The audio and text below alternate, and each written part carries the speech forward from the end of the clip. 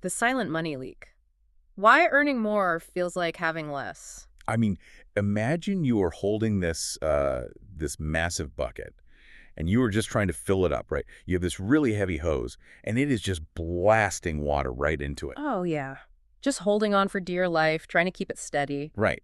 But the bucket has these hidden holes in the bottom. And, the more tired you get from fighting that hose, because it is heavy, hmm well, the wider those holes seem to get. The water just pours out the bottom. It is wild how that feels because the normal thought, what everyone tells you, is that if you just turn up the water pressure, maybe get a raise or a big bonus at work, it fixes the whole thing. Exactly.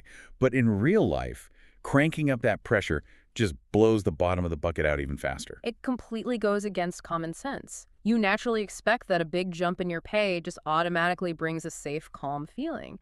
But if you do not see how tired you are and you don't know those hidden holes are there, you just end up with an empty bucket and a wet floor. It is this strange thing I have been wondering about a lot lately. You look at people with really good jobs, like folks working in tech, writing code, dealing with tight deadlines. They make great money, hmm but so many of them are secretly living paycheck to paycheck. Yeah, it is a quiet struggle, and it is so common. I have been there myself, honestly. You look at the math, and the average tech worker is making almost double the normal pay. They have stock options, big base pay. On paper, they should have zero money stress. But that is not what is happening, right?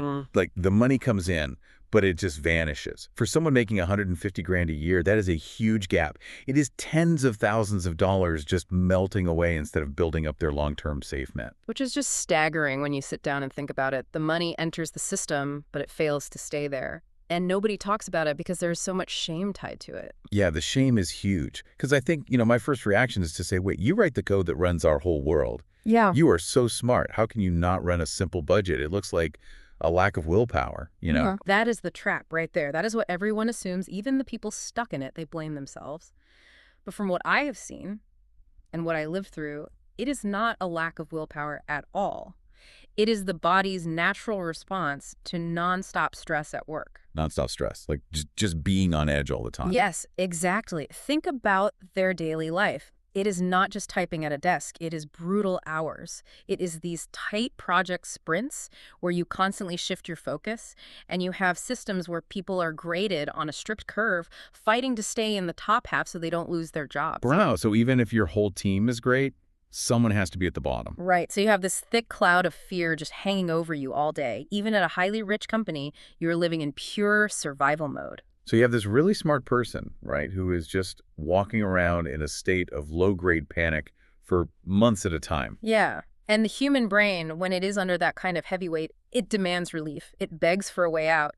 And for someone who happens to have extra cash in the bank, that escape hatch usually comes as a quick purchase. A quick purchase. So they are just buying relief. Exactly. It is not about a lack of focus. It is your brain seeking a quick fix and using money to buy it. When you are stressed for that long, the front part of your brain, the part that plans for the future and makes logical choices, it just gets so tired it powers down. And the emotional part of the brain just takes the wheel. Full control. The stressed brain leans hard toward a quick win. Clicking buy now on a shiny new toy or booking a sudden trip, that is a quick win. It gives you an instant rush. Putting $1,000 into a savings account or an investment, that is a slow win. Right. And when you are drained, a slow win just does not cut it. No, it does not. In that worn out state, your brain does not care about your life in 20 years. It only cares about feeling better right this exact second. It is really not a fair fight at all. It sounds a lot like going to the grocery store when you are starving, like just empty. When you're that hungry, you do not slowly walk to the veggies and plan a healthy meal for the next day. You rip open a bag of chips while you are still in line to pay. That is the perfect way to look at it. You grab the junk food because it is fast. Your brain is just too tired to wait. But the tricky part with money is that it creates a cycle. You buy a nice thing, and the thrill of it fades so fast. Yeah, that makes sense. But wait, doesn't everyone deal with that? Like, whether you make 50 grand or 200 grand, a new toy eventually just feels normal, right? Why is that so much worse for someone making a lot of money? Well, because a high earner has the cash to keep chasing the high. Fingers tight, you buy a new game, the fun wears off, and you just sit with the boredom because you cannot afford a new one. The math stops you. Right, you just have to wait. But if you have all this extra cash, there is no friction to stop you. You buy the best phone out there. Day one, it feels magic. By week 3, it is just your phone. It feels fully normal. Your brain moves the goalpost up. Oh, wow. So the next time you feel awful at work, the phone does not help anymore? Exactly. A phone will not cut it. Now you need a $5,000 trip to feel that same rush. The bar for what feels like a treat just keeps going up and up. And that is what people call lifestyle inflation, right? Your spending just walks right up the stairs hand in hand with your income. It does. The gap between what you make and what you spend never gets wider. So the pool of money for your savings never grows. And in these high-stress jobs, that inflation sneaks up on you because the spending feels so earned. What do you mean by earned? Like they feel they deserve it? Yeah. The voice in your head says, I just worked an 80-hour week fixing a huge server crash. I missed dinner with my family again. I deserve this luxury car. I earned this break. So the purchase is like a trophy for suffering. It's not just buying a thing, it is trying to balance out the pain of the job. That is it, exactly. And the sheer exhaustion of the job makes it worse. We always think of being broke as just not having money, but you can also be broke when it comes to time and mental energy. Oh, that is so true. Brain fatigue. Right. When your job asks for all your mental power, like pushing a huge update on a strict deadline, it eats up all your bandwidth. You simply do not have the energy left to judge a long-term choice. Because checking prices, looking at a budget, thinking about compound interest, that actually takes brain power that you no longer have. Yes, you have nothing left in the tank. So you lean on what is easy, and easy always costs more money. It is like a scary loop. Work stress makes you spend money to find quick relief. But because you spend it all, you never build a true safe net. So then you get stressed about money. And that money stress just makes work feel even worse. Because now you feel like you can never afford to leave this job that is hurting you. You become trapped by the very paycheck that was supposed to make you free. That is so heavy, but it makes so much sense when you frame it like that. I want to talk about how this looks in real life. Like ordinary money stories. I have this buddy. Let's call him Mike. Okay, tell me about Mike. So Mike lives in Austin, writes code. On paper, his career is just a dream. In 6 years, he got 3 huge jumps in pay. His salary nearly doubled. But despite all that money, he had almost zero in his savings account. Wow. Double the pay and nothing to show for it. Where was it all going? That is what is so crazy. Every time he got a big bonus, it was gone in a flash. He bought a massive car, this wild home theater setup, and these really sudden, high-cost trips. But the key thing is when he bought them. Let me guess. Right after a really awful week at work. Yes. Yes. Every single time. He would finish a brutal quarter, feel totally empty, and just drop thousands of dollars to feel alive again. He was using a huge TV as a bandage for feeling burned out. That is such a classic pattern. The big bursts of spending, did he know he was doing it? Not at all. Not until he went to get a loan to buy a house. The bank guy looked at his income, looked at his bank history, and just asked, where are your savings? And the one question broke the spell. He realized he just had a bunch of stuff losing value and no real wealth. He was holding the heavy hose and letting the water blast right through the holes. But you know, there is another way this happens, and it is much quieter. I used to work with a girl named Jen in Ohio. Okay, how did hers look? Hers was more like death by 1,000 cuts. She wasn't getting huge bonuses to blow on sports cars. Her leaks were small, but they happened every single day. During weeks with angry clients or bad deadlines, her way to cope was ordering very nice food delivery every night. Oh, the food apps. Yeah. They get you. It is so easy to just double tap your phone, scan your face, and a $30 meal is on its way. It barely feels like spending money. Exactly. It is so smooth, there is no time to think. And she was also just buying little things online late at night, a sweater here, some shoes there. But she had a lot of debt from school and no backup fund at all. So every single dollar she spent on that quick relief was a dollar she really needed to build her actual safety. Right.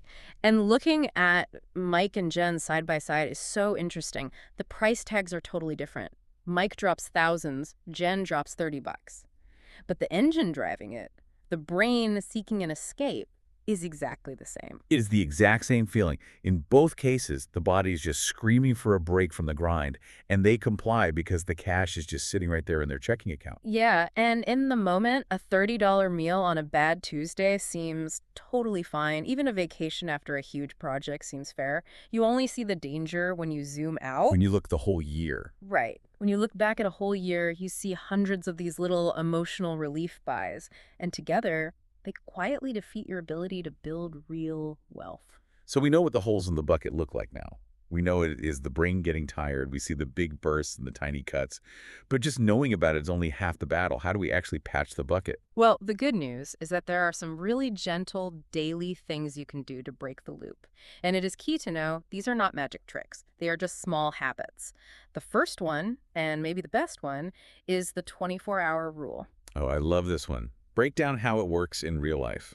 It is a simple, firm rule. For any purchase that is not a basic need above a certain price that you set, you force yourself to wait one full day before you buy it, just 24 hours. So you just pause. Yes. And for your body, that pause is huge. It starves that emotional part of your brain of the quick joy it wants. It gives your mind enough time to cool down. Then, the logical front part of your brain can wake up and actually judge the choice.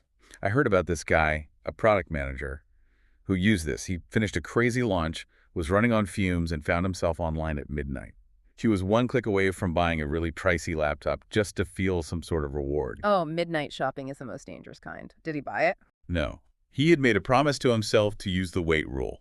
So he shut his screen, went to sleep, and woke up the next morning. And the urge was just gone. He looked at his old laptop, saw it worked fine, and realized he literally slept off a $2,000 mistake. That is amazing. It shows perfectly how much of our spending is just pure fatigue wearing a mask. We think we want a thing, but we really just want rest. So true. Okay, what is the next step to patch the bucket? The next one is moving the money out of sight, doing it on its own. This is actually how my friend Mike finally built his safety net. You set up a system where a piece of your pay goes straight into a separate investment or savings account the very day you get paid. Before you even wake up to look at your bank app. Exactly. It moves before you even see it. Out of sight, out of mind. But why does that matter so much for someone who is stressed out? Because if the money is not sitting there in your main account, your tired brain does not view it as a relief fund. You are putting a shield around your wealth to protect it from your own tired choices. You make the good choice once, and then it runs on its own.